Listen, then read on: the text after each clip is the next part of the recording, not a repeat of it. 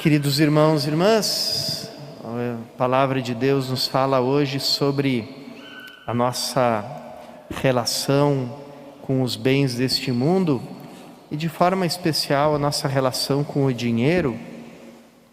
É muito forte a palavra que a gente escutou da carta de São Paulo a Timóteo, quando ele diz que a raiz que se faz com ele, a maneira como a pessoa se relaciona com ele, porque a ganância é uma atitude do coração, a cobiça, né?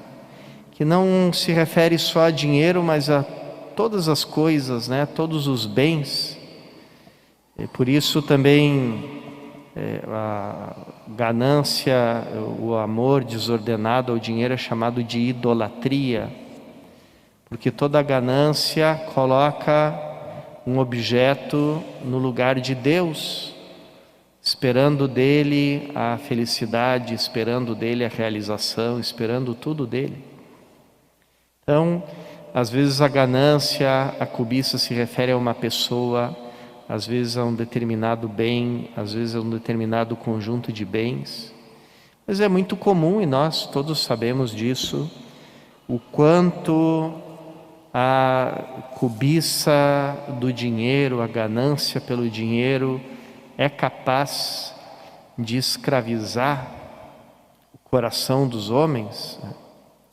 Os padres da igreja têm toda uma antologia de, por assim dizer, de repreensões, de insultos a respeito do dinheiro. Uma coisa morta que se reproduz, né? Que se multiplica.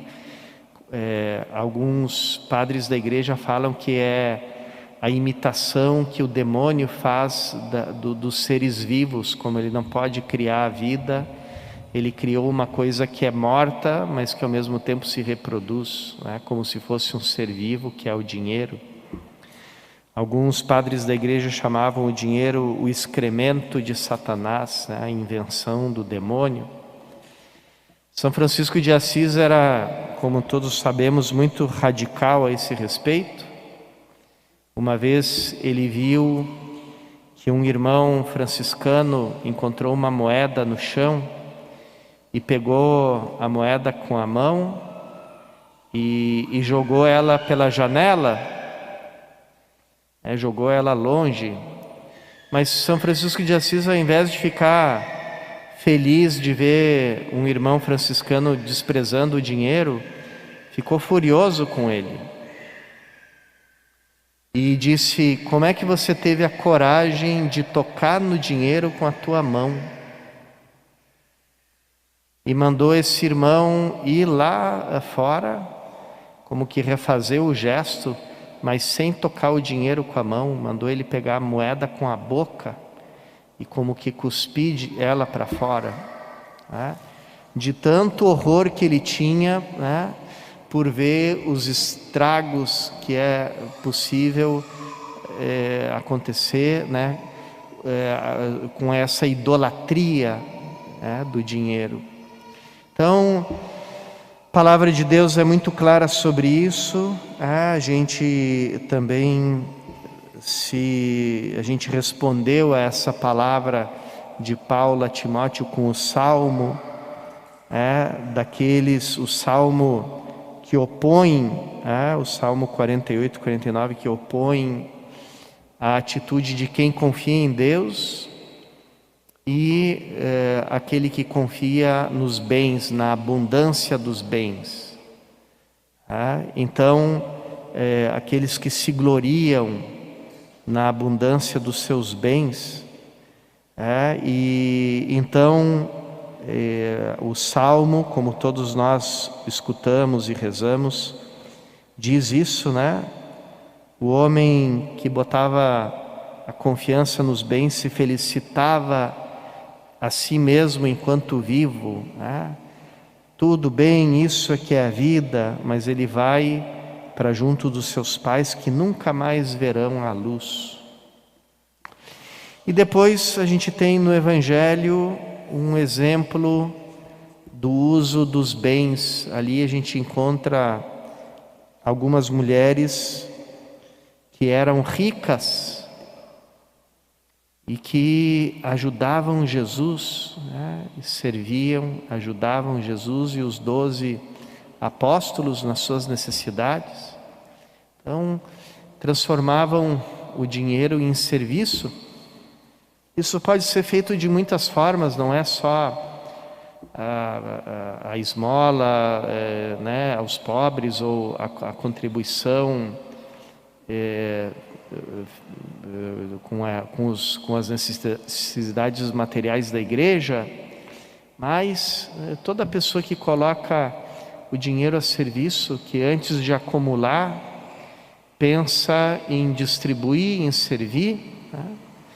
Um empresário, um líder inteligente que consegue enriquecer, quanto bem ele faz quando ele expande os seus negócios, aumenta, dá mais empregos a mais pessoas, a mais famílias. Isso também é uma forma de colocar os bens a serviço, porque cada vez que o dinheiro é colocado para servir, para ampliar, para crescer o raio, né, de bem-estar para mais pessoas, esse dinheiro também se transformou em serviço, é um bom uso, né? Como se diz, o dinheiro é um bom servo, mas um péssimo patrão. Então, fazer do dinheiro o nosso servo para que a gente possa fazer bem, né? Fazer o bem uns para os outros. Nesse momento de pandemia mundial, de empobrecimento, não só da economia do Brasil, como do mundo inteiro, quanto Deus está nos pedindo que a gente olhe com um olhar generoso para as necessidades das pessoas, né? Aqui, nossa paróquia tem respondido muito bem, de uma forma muito generosa. Aqui não param de chegar cestas básicas, todo dia a gente recebe quantidade muito bonita com a qual nós podemos aliviar os sofrimentos, não só das pessoas que estão perto, mas aquelas que estão também nas paróquias mais distantes, dos lugares mais pobres da nossa arquidiocese, né? Então, esse é o uso, né, bom, bonito e santo do dinheiro e dos bens desse mundo, né? Todo mundo já escutou que do mundo nada se leva, né? Ninguém leva o dinheiro para depois da morte. Eu diria que esse ditado não é bem assim. A gente leva sim. A gente leva para a vida eterna tudo aquilo que a gente soube distribuir, entregar e dar como generosidade, como dom para os nossos irmãos e irmãs.